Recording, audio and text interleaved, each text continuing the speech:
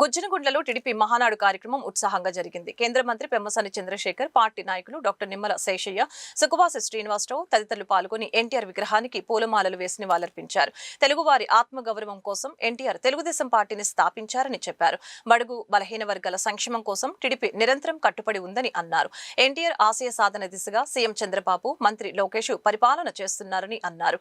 ఈ ఏడాది వినూత్నంగా డిజిటల్ విధానంలో మహానాడు కార్యక్రమం నిర్వహించి గ్రామ స్థాయికి పార్టీకి తీసుకువెళ్లడం జరిగిందని చెప్పారు.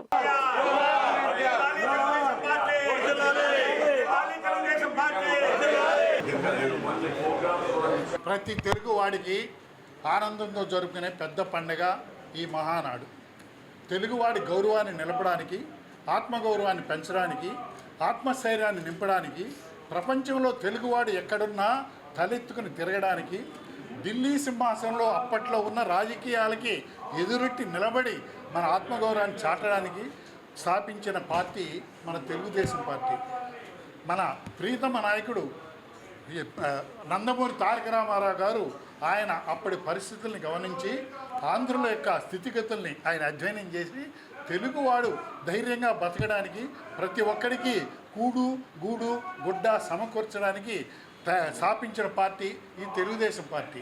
ఈ తెలుగుదేశం పార్టీని తర్వాత మా ప్రీతమ నాయకుడు చంద్రబాబు నాయుడు గారు ఆయన సారథ్యం ఇస్తూ ఆంధ్ర రాష్ట్రంలో ఎక్కడైనా ఏ భేదవాడు ఉండకూడదు, ప్రతి ఒక్కరికి నివసించడానికి మంచి గూడు, ఒంటి నిండా కప్పుకోవడానికి గుడ్డ, కడుపు నిండా తనానికి కూడు కావాలనే ఉద్దేశంతో ఆయన ఎన్నో బృహత్ పథకాలు స్థాపించి ఈ ఆంధ్ర రాష్ట్రాన్ని ప్రపంచంలోని అగ్రస్థానంగా తీసుకెళ్ళడానికి ప్రయత్నిస్తున్న నాయకుడు మన చంద్రబాబు నాయుడు గారు.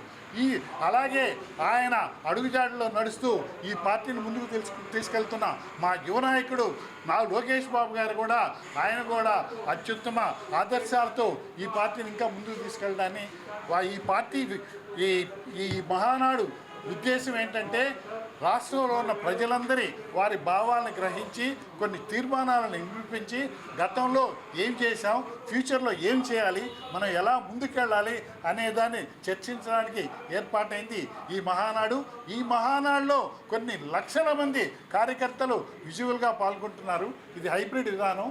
మన మోడీ గారి ఆయన ఆదేశాలకు అనుగుణంగా ఖర్చు తగ్గించడానికి మనం ఈ హైబ్రిడ్ పద్ధతిలో ఇక్కడ 1875 మంది క్లస్టర్ల సమక్షంలో ఈ పండుగని మనం అందరం నిర్వర్తిస్తున్నాం.